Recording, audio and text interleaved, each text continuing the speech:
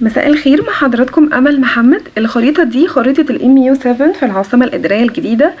الMU7 هي دي منطقة اللي مطروح فيها حاليا أبراج وناطحات سحاب قدام الأيكونيك تاور والCBD. الMU7 هي موجودة بالظبط يعني في المكان ده قدام الR3.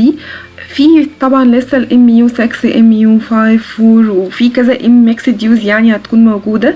محور الأمل ده اللي بيتوسط منطقة الMU23 أو الMU23 اللي بين الR2 وبين الR3. الريبورت ده هيكون عن تقرير أسعار المكاتب الإدارية والوحدات التجارية اللي موجودة في الاريا دي، وتحديدا الصف الأول. خلونا نستهدف أميز المشاريع من كل منطقة في العاصمة الإدارية الجديدة.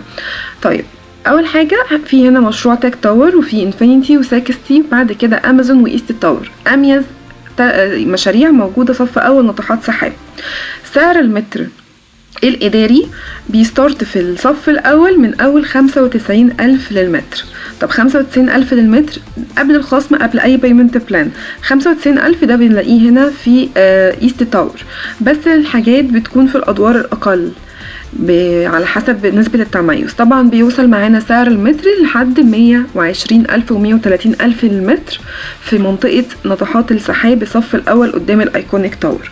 مشروع أمازون سعر المتر فيه متوسط 110,000 للمتر في المكاتب الإدارية. مشروع ساكستي ومشروع انفينيتي أولا فيه مساحات كبيرة 250 متر ولايكسيس، يعني بيكون الأسعار الموجودة فيه من أول 90,000 و95,000 للمتر، بس طبعا عشان المساحات الكبيرة فبتكون توتال البادجت يعني بنتكلم في حاجة 15 مليون كمكتب إداري هنا واجهة. ساكستي ايكونيك تاور، البروجكت ده في المكاتب الإدارية متوسط سعر المتر 130,000 جنيه للمتر. تاك تاور سعر المتر فيه متوسط 90,000 جنيه للمتر. متوسط يعني فيه أقل وفيه أعلى، بس مش أقل كتير. ده بالنسبة للأسعار الصف الأول المكاتب الإدارية. الوحدات التجارية سعر المتر، أنا بتكلم عن المشاريع اللي موجودة صف أول، فسعر المتر موجود هنا بنتكلم من أول لو بنتكلم في حاجة دور تاني أو دور أول، فسعر المتر فيها بيكون ستارت من أول 200,000 جنيه للمتر، بيوصل مع حضرتك لحد 400,000 جنيه للمتر لو حاجة دور أرضي.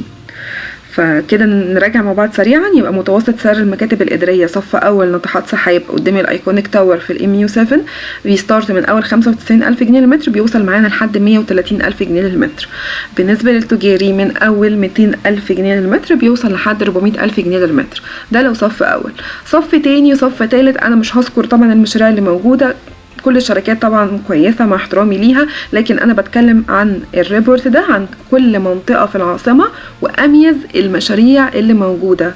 في برضو كوان كويس، كوان تاور طبعا هو هنا بيكون لشركة كونتاكت، هو المشروع كويس كبديل للصف الاول لو البادجت مش مناسبة معانا.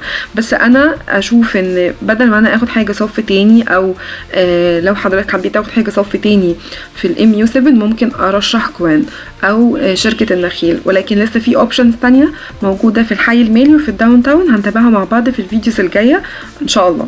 وما تنسوش ان الMU7 موجود لسه زيها MU6 MU5 4 3 2 and so on. مش هي بس المنطقة الوحيدة اللي فيها ناطحات سحاب جنب او حوالين الايكونيك تاور ومنطقة الCBD. شكرا.